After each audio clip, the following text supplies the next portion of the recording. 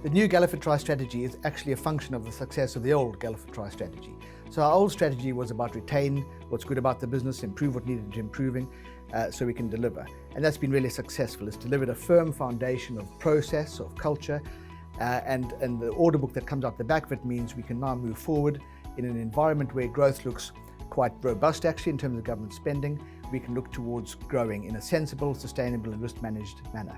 We've focused very much on risk in the past, and that will remain absolutely, but we will also grow, and we will also grow.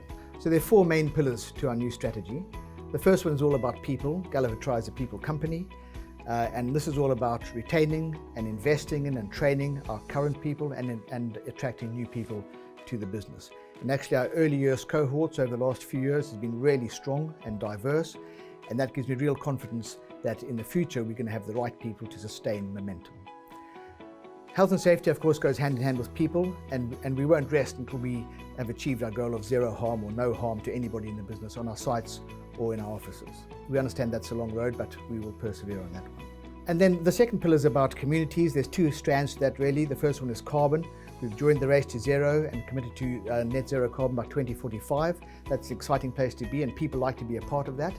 And the second thing is about social value, where we add value in the locality of whatever it is we're building by employing local people, not just for the project, but for the long run, and buying goods and services in the local community. So we don't just leave a legacy of the building, but also of training and better economic environment, hopefully in the locality. The third one then is about technology, and this is about our investment in digital and innovation and modern methods of construction. And that's about how we take really pretty high-tech stuff and make it practical in our site day-to-day activities. And all of this comes together to raise our margins and to make us a more profitable, more sustainable company without losing our focus on risk management.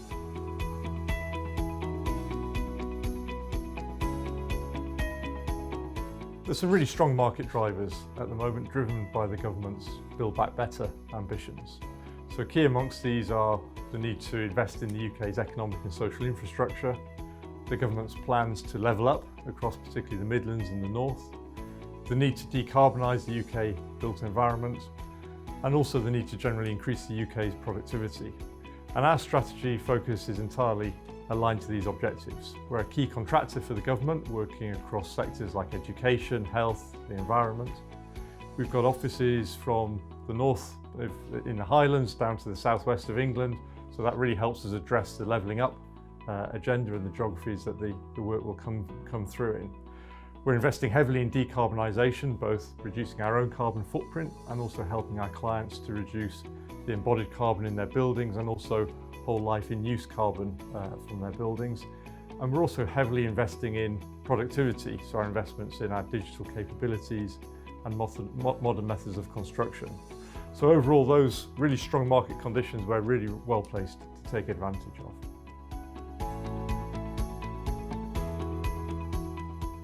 Well, there's two main paths to achieving the strategy. The first one is we're going to do more of what we already do. So as I said previously, the market exists for us to achieve that.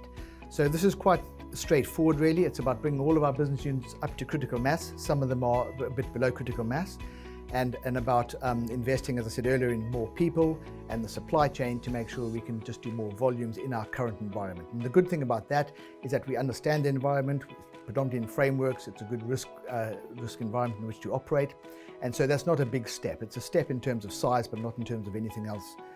The second, there's a few strands to the second main plank, and that is we're going to do more in the PRS scheme, the private rental sector. So we already build a number of these schemes for private clients. What we're going to do is develop or co-develop our own, and that means that we get the development margins as well as the construction margins. So that augments the construction margin quite significantly. We're going to look in the FM arena of doing more FM, which is a higher margin business in the first place, and using our skill sets there to undertake the green retrofit of existing buildings. And that's another big plank of the government's decarbonisation strategy and a big market coming. And the third main one is in the water sector. where we have the opportunity, we've already got a good footprint in water and we can move into adjacent markets. So most of our work is about building new water and wastewater facilities. It's not a big step to go into how we maintain those facilities, predominantly in the M&E environment. And again, that attracts higher margins. So simplistically, on an overview, you've got a bigger core of the same thing, which will always remain the core of the business, and you augment those margins with higher margin activities in adjacent markets. That's the core of it.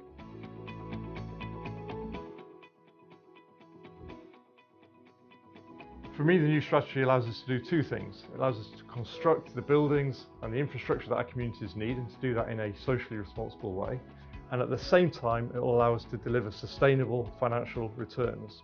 And for me, the exciting thing about the new strategy is that those two things are entirely aligned and each supports the other. And that's a really exciting thing for us to do as we go forward. I'm really excited about it. I think it's really refreshing to be able to look forward with confidence based on a secure foundation and go out to meet that challenge. I think everyone will find it refreshing. It provides opportunity for people to grow their careers, and all in all, it's just a great environment in which to operate. As I said before, it's evolution of revolution. We're not going to go and do anything silly. It's all based on our current good progress in process and culture and so on, but it's really refreshing to be able to look forward to the future and the challenges of growth.